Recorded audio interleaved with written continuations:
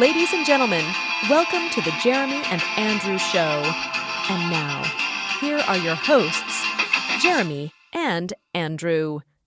Welcome to the Jeremy and Andrew Show. I'm Jeremy. This is Andrew. Hey, what's up? Hi. How's it going? Nah, it's going all right, I guess. Just want to remind everybody, if you're watching the show, thank you. Please like it and share it and subscribe, and that's all I'll say about that. We got a lot to talk about this week. Yeah, we have an assload of stuff that I'm just going to mumble through, and you're going to have to carry everything. That's perfect. So it'll be like all the other shows. Exactly. Let's start off.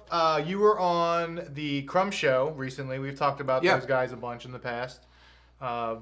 Jesse and Chris. Mm-hmm.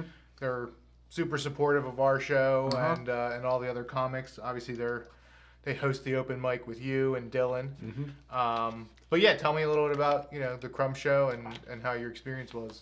The episode was great. I got a text pretty last minute and I was like, sure, I'll come by.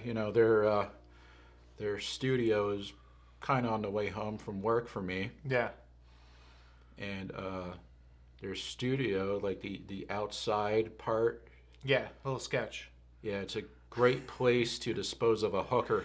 Yeah, when I had gone there for my episode with them, when I pulled up, I was like, I thought you guys were playing like a prank on me or something. I didn't know. I thought maybe I was getting hazed, but yeah, it's a little sketchy there. But once you get inside, everything is normal for the most part. As normal as a crumbity crumb podcast can be. They have coffee and they have water. It's a BYO, everything else. Yeah. But yeah, no, I had a good time when I was there. Yeah, I had a good time too. Well, it was perfect timing because you guys were talking about the Dirty Show a little bit, and that was like right before the show, right? Yeah. Yeah. So you all killed it. I went and saw that show with Ryan Foster, and it was again all the hosts, you, Chris, Jesse, and Dylan, and then it was a killer show. From start to finish, as many comics as there were, and it took a while to get to Ryan. Yeah, because last second, Stephanie Woods and Dan Clark were added to the show. That's true. Yeah, two extra comics, two very good comics. Oh yeah. Stephanie was awesome too. Shout out to her. We were, she was hanging out with everybody after the show, and yeah, and she seems like a cool chick, and just really cool. Like backtracking 1 second. Just the Crumb show, that was no format, nothing, no notes. We just shot the shit. Yeah. When we're at the mic, we talk sparingly, but we are in our own little world. It's really nice to see Chris's autism. I would love for him to take the test. That would be funny. We should have everybody take the test. Yeah. We should have everybody's results. And that should be a prerequisite to coming on our show. Yeah. Anytime we have somebody on, you have to take the autism test, and we have to show your results. Mm-hmm. And it's not a HIPAA violation because we're not doctors or anything. It's just fucking a Google test. But it's fun nonetheless. And you know what? I mean, as a control, I do think after seeing your results and my results, I think that test is pretty fucking accurate. It seemed like it was... It's not like it pumped out the same results or anything like that. It was pretty. I think it did a pretty good job. I liked some of the questions too. We never really got into those. I don't remember any of the questions. Do you? I do remember one of them was like asking if you liked like French kissing, which is funny. I thought that's interesting because it's like if you're super autistic, then you would probably be avoiding that sort of close contact. Yeah, I don't know. I think it goes from like a 1 to 5, like a 5 you really enjoy it, or 0 you don't. Right, it's like always, sometimes, never. Yeah, and rarely, I think I'm never. I think that question I'm at like a -3. -3. Is that for opportunity's sake, or is that just a personal preference thing? Personal preference. Yeah. Well, I don't. Unless it's your asshole. You do got a little something on that. Yeah. Yeah. Now the Crumb Show is a fun place because, like you said, it's like you're just shooting the shit, which is what we do a lot when we're at the open mics. Riffing's kind of one of the best things, but Sometimes the hang is 10 times better than the mic. yeah. Sometimes those mics can be brutal. Yeah, I feel like we've had pretty decent talent though of late. Like, maybe it's because I'm kind of know everybody at this point, but I don't know. In the beginning, I felt like I would come in and there would be some comics that were there, and it would, and a lot of them aren't there anymore. So I guess they kind of, it's people get busy. I get that, but if you really want to do it, then you're going to be there. A lot of them have kind of faded out. And those were the guys that were kind of tough to sit through once in a while, but yeah. And but they're kind of fun too because they actually give a lot of people confidence to go up on stage. It's deadly true. I mean, when you, I know a lot of people talk about Kill Tony. They still see Kill Tony. They talk about how badly people do, and they're like, I could do that. You have to try it first before you actually go and do it. But yeah, I think. I was pretty confident. I thought, oh, yeah, like, I'm going to go up and I'm going to kill it and I know what I'm doing. And, like, my first set went pretty well because it was jokes that I've wanted to do for a while. But you underestimate how nervous you're going to be. Oh, absolutely. I did really well my first time. I had a printout that I held on stage and I was just like, oh, I apologize if this looks like I'm jerking off right now, but that's how bad I was shaking. Yeah. And like guys who have jokes that they've wanted to do for a while do all right when they first start. Right. Then every comedian very quickly hears all their jokes. Then you're going to bomb for the next 6 months to a year and a half. Yeah, that's a good point. Like that, like I said, like I knew the jokes that I wanted to do, and then after that, I think my first two went okay, and then my third one I think was the bomb. But I mean, you're never far from the next bomb, especially if you're writing consistently or at least trying new stuff consistently. You're always gonna you take a chance, and sometimes it's gonna flop. Here's something somebody, actually Andy Malafarina told me years ago about, not doing well at an open mic. You don't bomb or kill at an open mic. You practice and learn. Right. Yeah. And I've never been bothered by a bomb. Yeah. Me neither. You learn by it. Everybody says it. You learn more from a bomb than you do from killing it. And like you said, if you're at an open mic, you're not killing it. I mean, it's 95% of the crowd is generally comics that are there to perform. Everybody's kind of in their head thinking about what they're going to get up there and say and do. So yeah, I mean, it's a tough crowd to perform for because it is all comics, and it is nice to hear them laugh. It's it's really nice when you get them. Yeah, it's the best. But those nights when we get a decent amount of people that aren't comics, that's the best. When the room is all comics, it's tough. It's still fun, but when you have I would say even when it's 30% of the room is maybe people that aren't performing, that's the most fun. Oh yeah, the energy is totally different. Yeah. When you have people who actually want to laugh. Yeah. What the one guy at the last open mic, he performed. His bit. He had good energy on stage, but his stuff is all right. But his laughter in the crowd was much appreciated. I don't know if you know what I'm talking about. I made the comment. You made the comment about a sweater. Oh. Yeah, but I appreciated his laughter. He was really hyping everybody up. When you have somebody who has a good laugh, who laughs at everything, you kind of want to clone them. Yeah, they're the best. I still remember, just when I first started out in Reading, just people who have that big laugh, there's going to be nothing to anybody, including you. There's this girl named Paige who used to come by, and have too much of a laugh. So loud that it was distracting. That's the other side of the spectrum, right? That's like, you got your normal curve, and it's like those outliers. It's like there's people that never laugh at anything ever, and then there's people that are obnoxiously laughing at everything all the time. And it's actually taking people out of the show. I'll take obnoxiously laughing. Oh, yeah, I would take, well, you know what? If somebody's just sitting there not doing anything, I don't focus on one person. I mean, I'm talking to everybody and trying to work the room a little bit, but I don't acknowledge the crowd to that point where, like, I don't stare at somebody. For right now, I'm at the point where, I'm up there doing 5 minutes, right? Yeah. So how much do you learn from the crowd in 5 minutes? But I'm never looking at somebody like, oh, this motherfucker hasn't laughed. But I do like when comedians do that, when they're like, they're up there and they're doing their show, and it's like somebody's just sitting there like with their arms folded, and it's like, I'm gonna fucking crack you. You know what I mean? Like, I kind of like that. At the Dirty Show, there was this dude off to the side during my set who had a really big laugh. Yeah.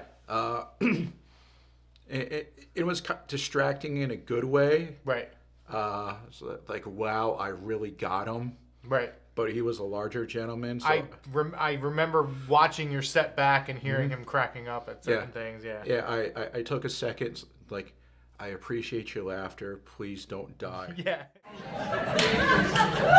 So today I was stressing out a little bit. I was very paranoid over two things. That I was going to oversleep and wake up at like 8 a.m. tomorrow with a text from Joel saying, I counted on you. You will never work in this town again. Number two, that I would shit my pants on stage.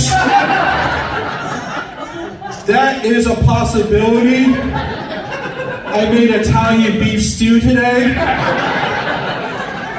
And I took an extra metformin.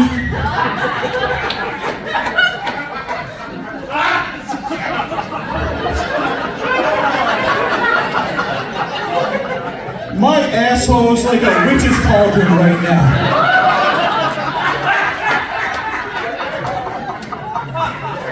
I appreciate the laughter. Please don't die. Yeah, that was funny. Yeah, if you want to check out Jeremy's set, we're on Facebook, The Jeremy and Andrew Show. You can see his set. I post some clips and stuff of the open mic. Recently just put out a sketch comedy segment as well for the first time, so pretty excited about that. So, hey parents, we have something exciting for you. This holiday season, get the Advent calendar that every grown-up needs in their life. Pfizer's Advent calendar will surprise you with a brand new pharmaceutical every day in December, leading up to Christmas Day. Blood pressure medicine to help you wrap presents. Anxiety pills to help you relax as we approach the holiday. Maybe you'll even get that new booster shot that you've been waiting for. We might even throw you for a loop. Be sure to always check your calendar to keep up with which door to open. If you wake up, check the date, and realize that you haven't opened the last 3 doors. Don't worry. We call this the catch-up game. Just take any doors that you missed at once. Before you know it, Christmas will be long behind you, and it will once again be a new year. In fact, with our Advent calendar, you really don't have to worry about Christmas at all. Hurry and get yours before they're all gone. The Pfizer Advent Calendar.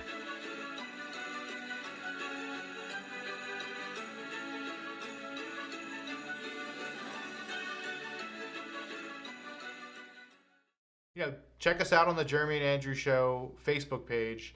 Also, we didn't even acknowledge, like, we're in a new studio. This is all... Yeah, it looks like an unfinished basement behind us. It does look like an unfinished basement. It's the dungeon. Luckily, all the chains are down low. You can't really see them. Which is why I'm very comfortable right now. Yeah. And your pants are off, but... of course. But yeah, again, I do want to thank my brother, Mike G. He's helped us out with the sound, the video quality, the background. So... we're excited to be able to make the show better and, keep expanding on it for you guys. All right, so talking a little bit more about the Dirty Show. Mm-hmm. That day, I just had to be in the moment, what was on my mind. I had two things I was paranoid about, and I made jokes about it. I really thought I was going to oversleep. Mm-hmm. And my dumbass, I decided to make a recipe from the YouTube channel Tasting History, the Al Capone episode. Okay. Italian beef stew.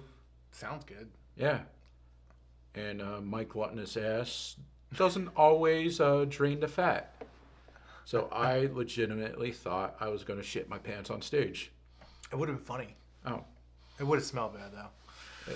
It would have been horrible. Yeah, no, that would have been really, really depressing. You probably couldn't have shown your face ever again. No, I would have moved to like Kabul. You would have been like that airplane passenger. There would have just been like shit all over the stage, dragging out a fucking trail from like where you left the stage all the way out the door. Yeah, that was funny. It's funny because like a lot of times I'm kind of quiet with what I'm gonna say on stage.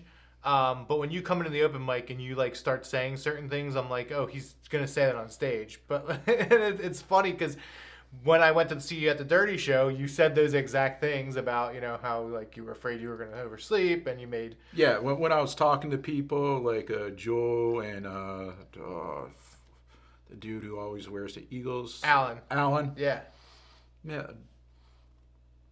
Yeah, I figured why not. But it was funny because then you came up and you did it first thing and you killed with it. Like so. usually you don't do that. No, I know. It's something you come up with, like or you kind of keep minutes. it in your pocket, like, all right, I got this, I'm ready. But like you kind of burn it ahead of time.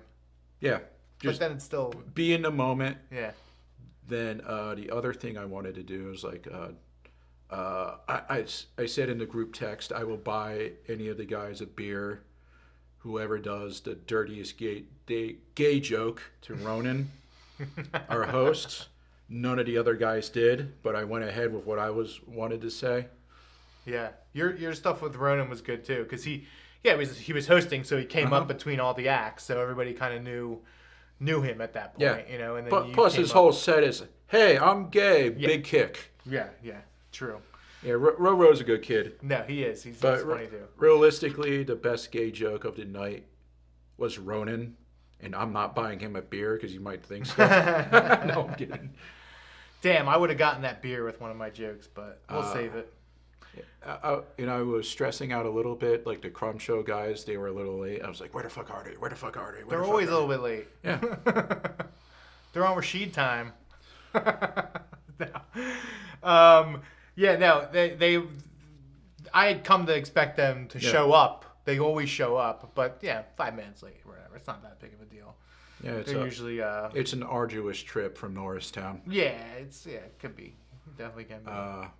They like any of the nervousness or anxiousness or autism just left my brain when I got up on that stage. Yeah, it was awesome. That was definitely your best set I've seen ever.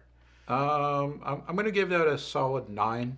Yeah, it was very good. Just analyzing it a little bit, I could have slowed down a little bit more. The energy in the room was awesome, but you did kind of have to speed up because, like you said, 2 comics were at it. So now you're at like 6 features, plus your host.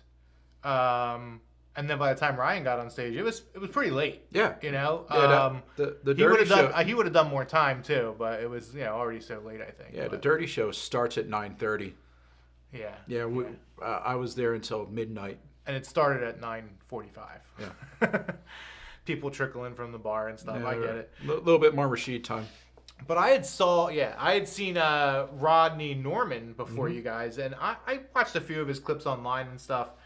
And I thought he has a character, like it's him, but he's kind of like gimmicky with the character stuff. He does a whole Santa Claus thing too that he didn't do there. I thought he was really good. He's clever. I wasn't laughing, out loud. He's not dirty really. Yeah. Which is not, I like dirty stuff. But so many people, and he's really good. Like I've started following on Instagram. His inspirational quotes are fucking great. Like he actually has some really good stuff. He says, I'm not a human being, but I play one in reality. Like he has all different like things like that. He has a calendar that he puts out too. I'm giving him way too much credit.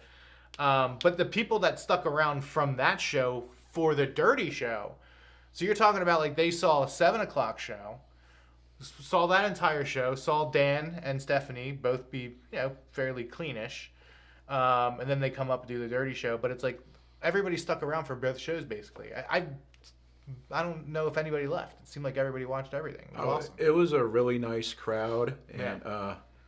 just you got to think that those people who stayed are just not just Rodney Norman fans; they're just comedy fans. For sure. And it was a Saturday.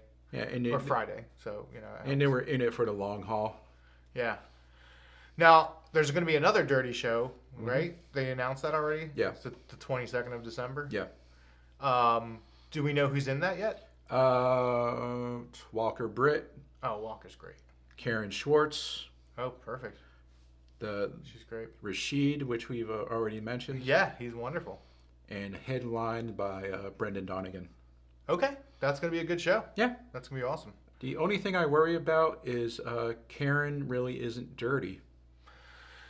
Yeah, she could be dirty. She could be dirty. She's got some sexual stuff in there and stuff, but I'm trying to like get her to say pussy interact. yeah. Well, she's like I don't know how much personal stuff we should get into, but she's like a school teacher and stuff. So I guess it's not totally in her nature, which I understand that. You gotta stick to your guns, but it is a dirty show, so I understand where you're coming from there. Like you should, you gotta maybe be a little bit dirty. I was very proud of her when she started to do that vibrator bit. That's a good one. Yeah. Yeah, that's funny. Come on out and see us at Soul Joel's open mic on Tuesdays. Show starts at 7. You can sign up. Sign-ups are at 6:30. Just come, and it's usually a 5-minute set, but you can do less if you want to. Don't do more. Just don't do more. Yeah, that's not fun. When we get 28 comics and people are going 6 minutes or whatever, that's not fun. We're getting bumped in a couple weeks for Mark Norman. Oh, yeah, I saw he's going to be on a Tuesday in January. I just saw that. Oh, I didn't even think that was Tuesday. That's actually perfect. I'm going to go see him again. I fucking love Mark Norman. I've seen him once. Yeah, I'll probably go see him. Yeah, I like the guy. Comedy. That's comedy. That's my awful Mark Norman impression. That's my Mark Norman. But yeah, really good stuff at the Dirty Show. I felt like a proud parent watching all you guys up there. Totally fucking killed. It was awesome. And then you saw Brewer, which he just came out with his special, Country Boy Will Survive. Which I'm not generally like a big Brewer guy. Like I do like Brewer, and I like what he has to say a lot of times. I'm not so big into like the loud stuff and the real physical all over the fucking stage. It was a great special. I thought it was really, really good. I only watched half of it, but from what I saw, it's a lot of the same stuff that he did on Soul Joel's. Yeah, I'm glad because I didn't get to go see that, and I feel like I actually got to see a lot of his new stuff, which was great. But it's funny because you're always talking about me being a conspiracy theorist, and you fucking love Brewer. And a lot of his set is conspiracy theories. He's talking about politics, aliens, climate change. He gets into religion, hunting. He's got a really funny bit about kidney stones and stuff. Check that special out if you haven't already. A lot of specials have come out. Stavros is coming out in December. Actually, by the time this comes out, Stavros will be tomorrow night on Netflix. Matt Rife came out on Netflix. He's getting flack for having like domestic abuse jokes. Have you heard about that at all? I've heard a little bit. I've not seen a lot of Matt Rife. I have seen that bit. Yeah. It's like good. Yeah, no, he's funny and his stuff is good. He should be doing stuff like that. 100%. The problem is his audience base is primarily young women, and they need to learn not to be lippy. Well, I think it's funny what he said. He's like, he put it together like, oh, if you want to complain about the show or whatever, go to this page, and it sent them to like a special needs helmet to buy a special needs helmet. That's funny. That's good shit. That's funny. I've never had much flack about the jokes I tell. I have sprinkled in a little bit of domestic violence. I want to sprinkle in a little bit more. Sure, we all do. Yeah. And The reason why I do those type of jokes is my thinking is you can handle it. Stop being a victim. Yeah. Well, and you're diffusing it. Like, the more you're giving something power, the more it's going to kind of rule your life versus, figure out a way to cope, maybe laugh about it, maybe try to make a little bit light of it. And if, it's something that's that much of an open wound, then you probably shouldn't really be there anyway. Yeah. Or, you just... Yeah, a comedy club is not a safe space for weak people. Yeah. No snowflake zone for sure. It's a bad spot if you're a sensitive person that doesn't. Well, I think a lot of it is, it's like protesting. They just want to say something. Like they want to get up middle of the set, just grab a sign and say, "I am offended," and I want to say, "Where's my supper?" Yeah, again, that's an attention thing too, and it's like trying to take attention off somebody's on stage. That's a big heckling thing too. It's like they want the attention on them. Yeah, if you want the attention all on you at a comedy show, do what we do. Go to an open mic, put the time in, be good, be funny. Promote yourself, and maybe somebody will book your ass. Yeah. But other than that, sit down, shut up. Yeah, no, it's true. Yeah, I mean, that's one of the nice things is there are so many open mics now. I don't know if that was always the case. Maybe I wasn't looking for them, a few years back. But the fact that there's so many open mics now that I know about, it's insane. I mean, you could do an open mic basically every single night of the week if you wanted to now. Yeah, if you were that crazy. Yeah, if you're gonna drive and stuff, but it's not crazy enough to where it's not doable. I mean, between Pottstown, Phoenixville, and Manayunk, you can do 3 nights right there a week, and that's not that big of a gap, Yeah. So it's actually pretty cool. I was watching Kill Tony the other night, and I stay active in the chat, because I got my YouTube name and stuff in there. So I like to make jokes, and hopefully somebody kind of says, maybe that guy's funny, and clicks on my name and maybe checks out my page and sees some of my shit. So Andy Milonakis was in the chat.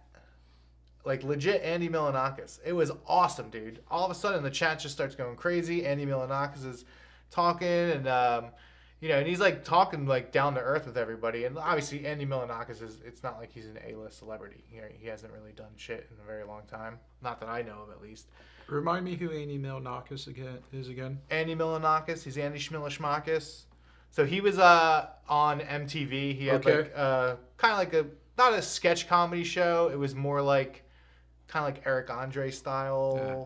So he had he'd call like a Chinese delivery guy, and then he'd have like his grandmom, what was supposed to be his grandmom, standing there, and she had like a sign that just says like coupon, and on the phone, I guess he's like, "Oh, I got a coupon," and blah blah blah. So then when the delivery guy comes in, she's just standing there, and she's like, "I am the coupon."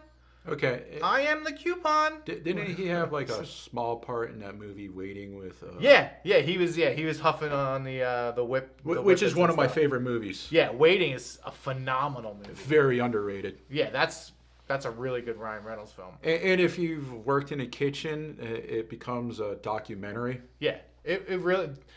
I used to watch that movie like once a week, and crack up.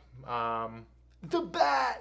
The goat. Okay, so that's Andy Milonakis. Yeah, that's Andy Milonakis. Yeah. I forgot he's existed for a while. That's what I'm saying. Nobody even. But he was very humble in the chat too, because everybody was going crazy, and he was like talking about, I'm not above this, and blah blah blah. So I don't know. I'm sure it's humbling to be on a show and then not do anything for decades, but. Probably more like 15 years now. Yeah, that's what I'm saying. It's going on probably close to 20 years that I didn't even know if he was alive or not. But he's alive and well, which is nice to see. And I'm sure he's still enjoying that MTV money. Yeah, well, you never know. Sometimes those people get a little bit crazy. But yeah, if he was smart with his money, he could have done really well. But I don't know. Make some good investments, I guess. let's see what we need to get into here. Let's get into some local news. Okay. Happened right around the corner from you. Yeah. In Pottstown. We'll have to, I'll maybe put the news link or something in the description for everybody to check it out. But there was a recent murder that took place. Justified, in my opinion. But basically a 15-year-old boy shot a man and killed him at the, I guess there's like a, kind of like a subway track. Or It's like a railroad plaza. It Yeah. used to be where the train station is. Right. It's The like tracks are still there. Yeah, it's right around the corner from the police station. Go figure. But essentially, the boy was taking justice into his own hands. What was allegedly his girlfriend was allegedly raped by this man that he went and shot and killed. Yeah. Allegedly got I got to say allegedly for all this shit. Got the father's gun. Definitely shot and killed the guy. I mean, we know that much.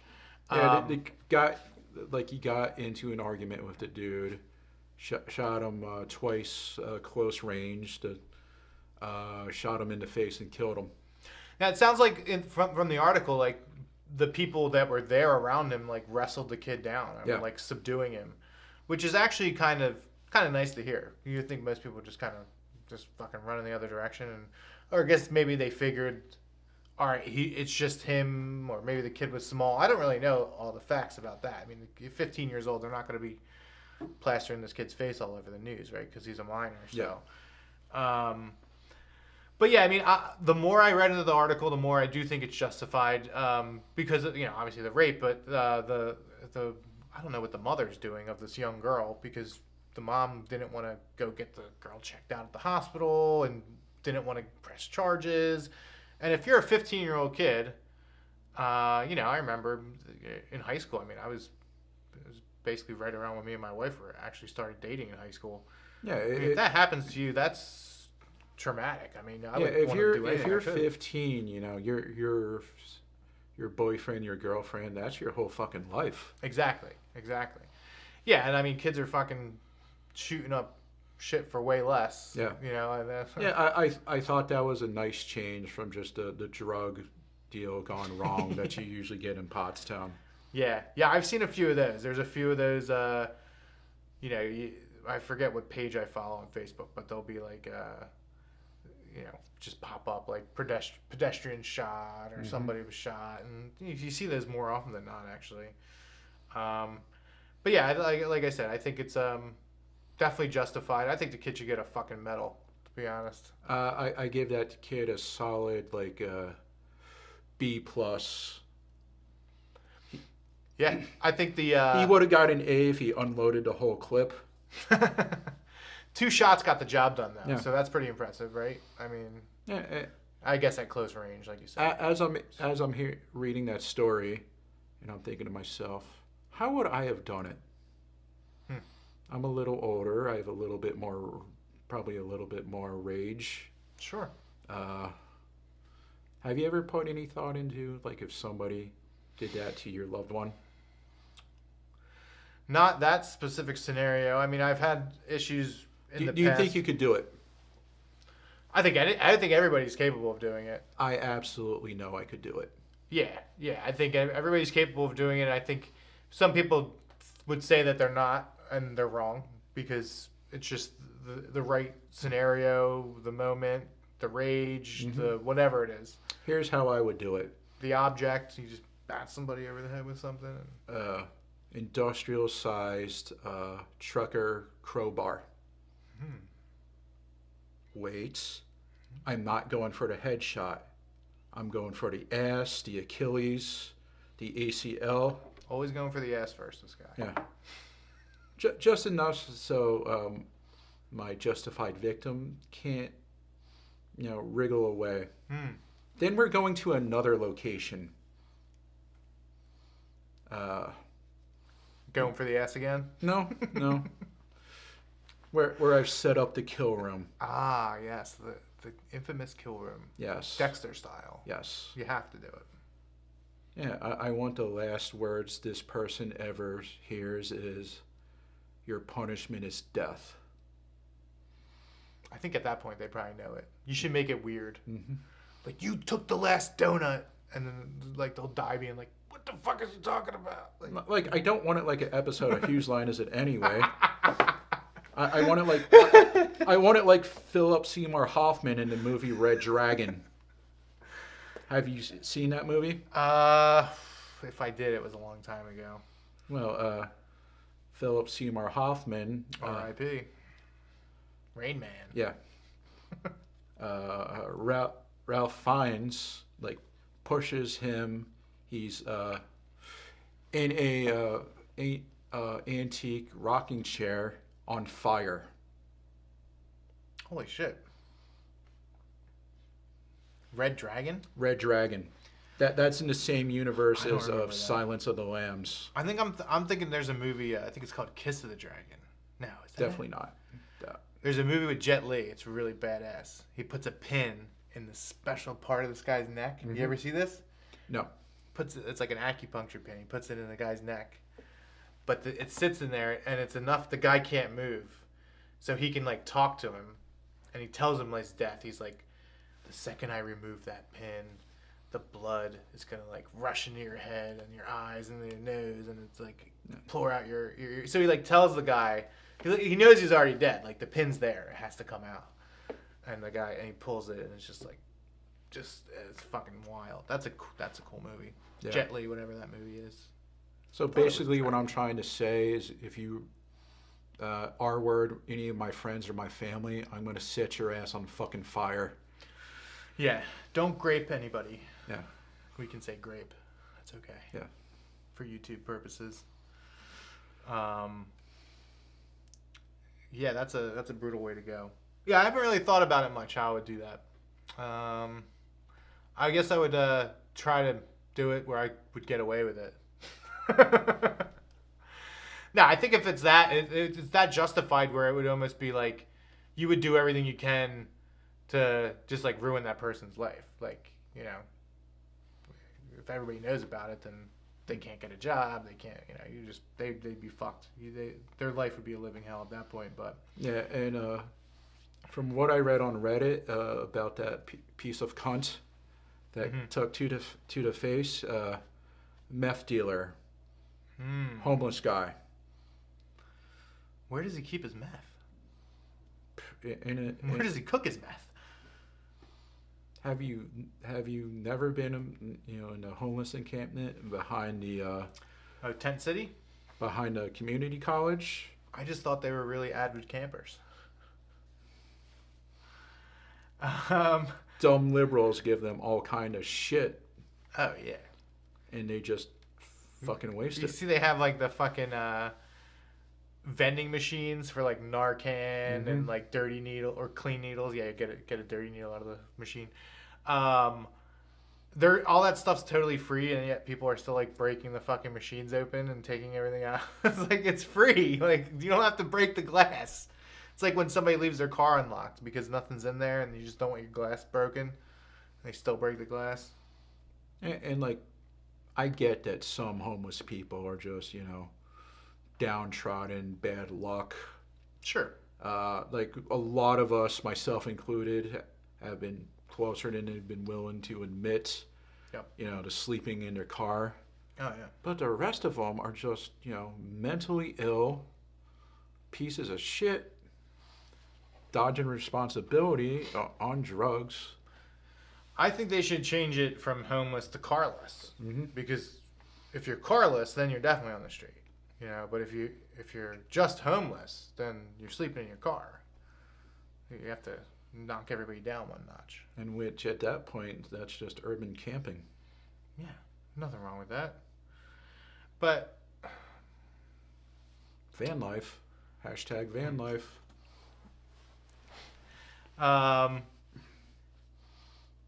let's talk about more people getting shot and stabbed. Okay.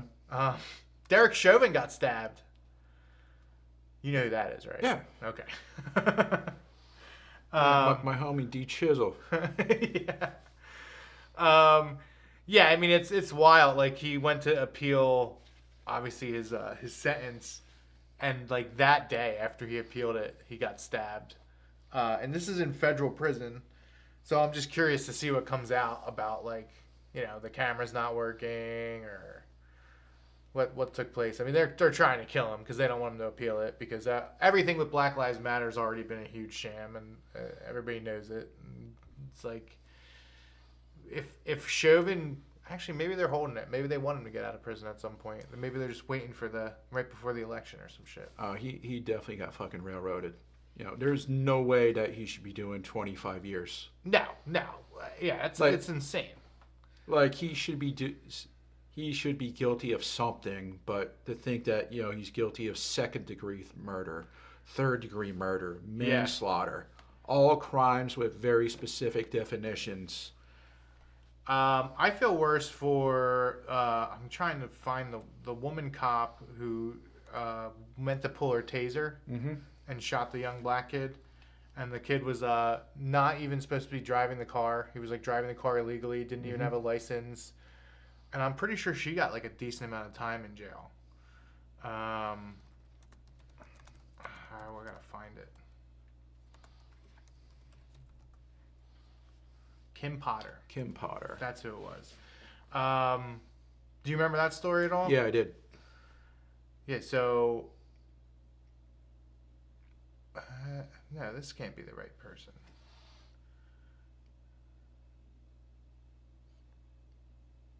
Yeah, right there. Yeah, but okay, maybe he was older. I thought he was a teenager. So he's in his 20s. No, it depends. But he was still driving the car illegally. Like, he wasn't supposed to be driving the car. It depends which news. Yeah, that's true too, right? Yeah, 20-year-old teenager. I should probably duck go this. They're just as bad now. Yeah, he was a 20-year-old middle schooler. Oh, she got 2 years in prison. Okay, that's not as bad. That's Hopefully she's already out. All things considered, but yeah, like I said, Derek Chauvin should be guilty of something similar to this manslaughter, and you get suspended and you can't be a cop again. You take your badge, and he was just a dumb motherfucker using that type of restraint with handcuffs. Yeah, I mean, it was bad. I mean, the whole video was just bad in general. I mean, it just looked bad, and he's laying there limp and dead, and he's still got his fucking knee on the guy. Like, come on, man, that's retarded. But I had restraint training at a place I used to work at, and the big thing was, Derek Chauvin was saying, "I can't breathe." If you can say you can't breathe, then you you're can breathing. breathe. Yeah. Well, I mean, the thing is they even had Floyd in the car and everything. Mm-hmm. He said, "Get me out, lay me on the ground. I can't breathe." He was saying all that stuff before Chauvin even showed up. So, that's the whole. I mean, fentanyl Floyd. Yeah. He had an overdose. He put something on the ground too that they didn't even find until later. There were so many different restraints they could have used that would have been A, better for optics, and B, you're not doing anything to restrict his airway. Right. Yeah, the video was just that was brutal to watch. Yeah. Like, for anybody watching that video, that's what did him in, really. It's just the footage of it. Yeah. There's no question that Derek Chauvin's a bad cop, but he's not a murderer. Yeah. Yep. Man, we are already like over 40 minutes here, but there's still a couple things I wanted to get into. Okay. Did you see the ex-Obama official? He was arrested for hate speech in New York. No, I didn't. So there's a video of the guy. The NYPD charged Stuart Seldowitz with crimes including aggravated harassment and a hate crime. Mohammed Hussein recorded Seldowitz several times on different days outside his halal food cart and says he made anti-Islamic statements. But you're a terrorist. You support terrorism. Seldowitz had been a career State Department official and also worked for the Obama administration as acting director for South Asia at the National Security Council. And we're going to put big signs here that say this guy believes in Hamas. We killed 4,000 Palestinian kids. You know what? It wasn't enough. Basically, it's a white guy. It's a white guy, middle-aged, white hair, maybe a little bit older than middle-aged. My whole thing is if this guy lives in New York and he has this much hate in his heart, he's talking to this food truck vendor, and you got to see the video of it. He's so hateful, condescending, and the stuff he's saying is like despicable. He got arrested for hate speech. But look at all the crime and shit going on in New York. They're letting people out for everything, right? Like these DAs are. I wouldn't be surprised if they put him in cuffs. They arrested him. He probably went in the front door and out the back door. I think it's all false flag, because I think they want to start arresting more and more people, especially like white middle-aged men that are like every now and then you have to make an example of a lib. I don't know how much of a lib this guy was. I mean, he was definitely ex-Obama official. Yeah. I mean, from that sense, but more of a socialist than probably anything. That sort of a style. They're interchangeable, liberal, socialist. You're right. Yeah, they pretty much are. Liberal, socialist, but I faggot. just think the whole thing is set up because Ireland now, with everything going on over there with Conor McGregor, like they're investigating Conor McGregor because he's speaking out against the immigration that's going on there, and they're stabbing, Irish women and children, and now Ireland wants to be able to put you in jail if you have a meme on your phone, just for having a meme on your phone. You didn't have to create the meme, you didn't have to share the meme, just for having the meme on your phone. So this is like the stuff that's really scary. Is like I think they really are moving everybody, like they're letting straight up criminals out of jail, not without any consequences, and then normal, everyday, hardworking people they want to throw in jail. And I think they're just trying to make it okay. They're just keep taking little steps towards that. Well, COVID really moved the Overton window with what you could get away with, and it seemed like the first place that really started being really repugnant was Canada. Well, yeah, Australia was pretty bad during COVID. I think New Zealand was pretty strict too, except she ended up getting fired or whatever, that prime minister. It's one thing to, a country takes your rights. It's another thing if they have a repugnant accent like Australians. Mm-hmm. I'm going to take your rights. Crikey. And I know we're moving past a lot of this stuff kind of quickly. We can land on some of it again maybe another week. But did you see the recent kid at the Chiefs game that they were trying to cancel? He had his face painted black and red. Yeah, I saw that. Yeah. Totally backfired.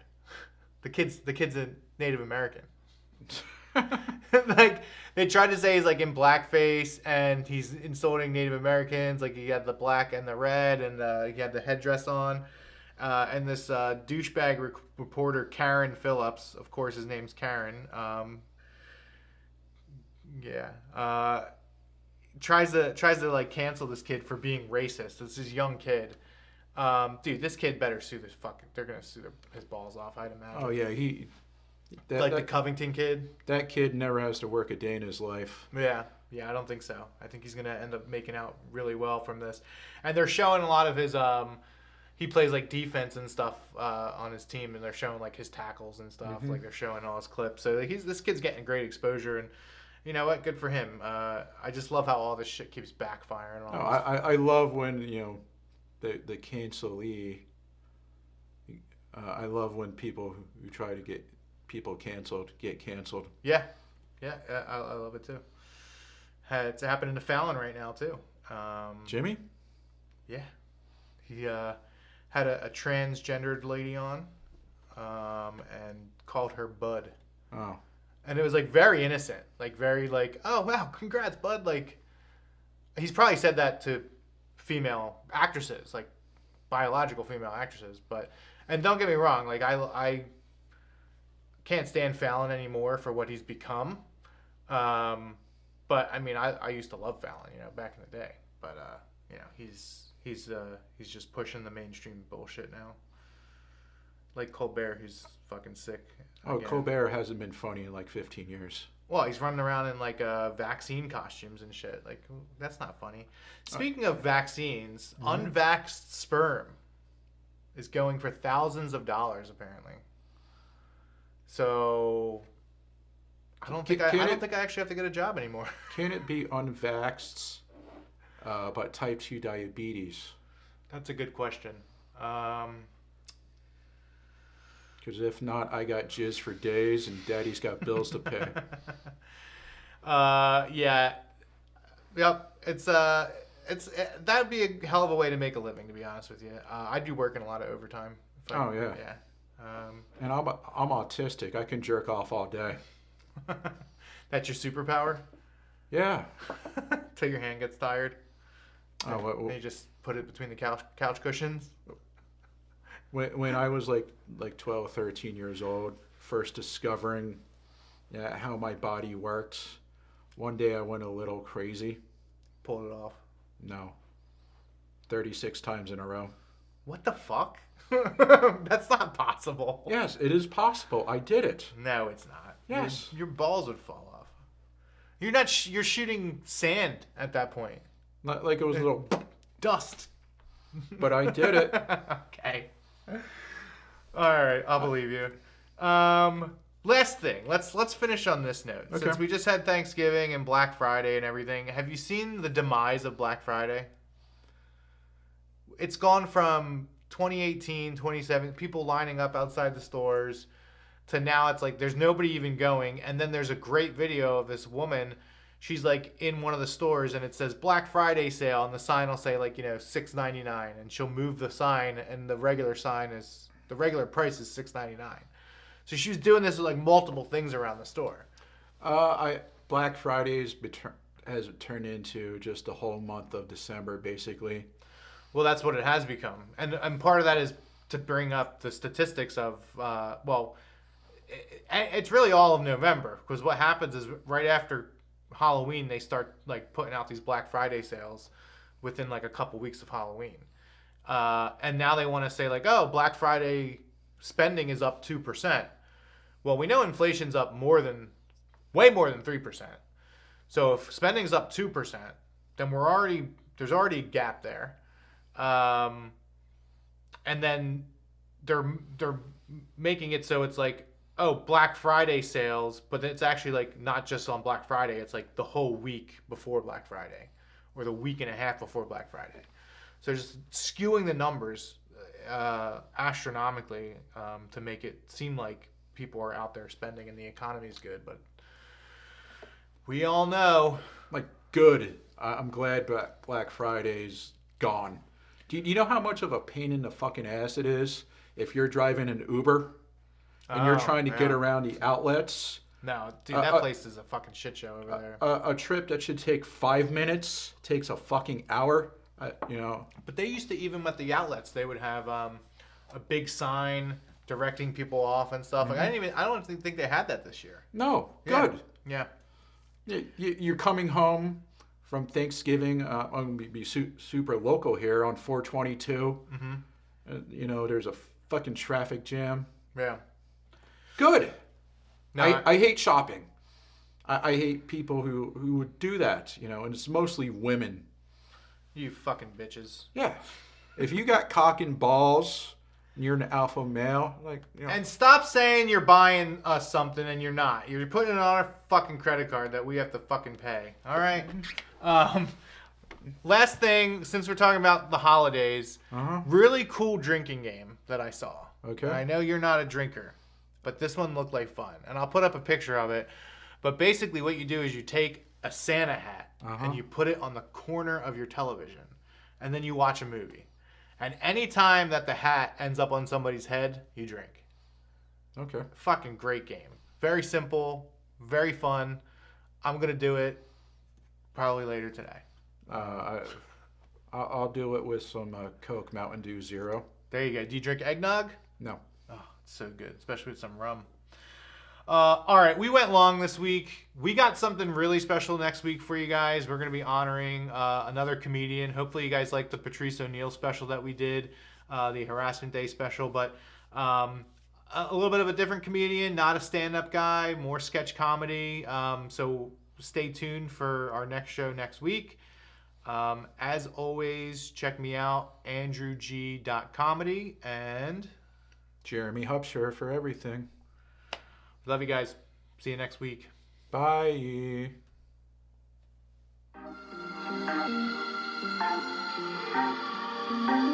Hey, thanks for watching The Jeremy and Andrew Show. Be sure to like, subscribe, and hit the notification bell. New show every Monday at 6 p.m. Eastern.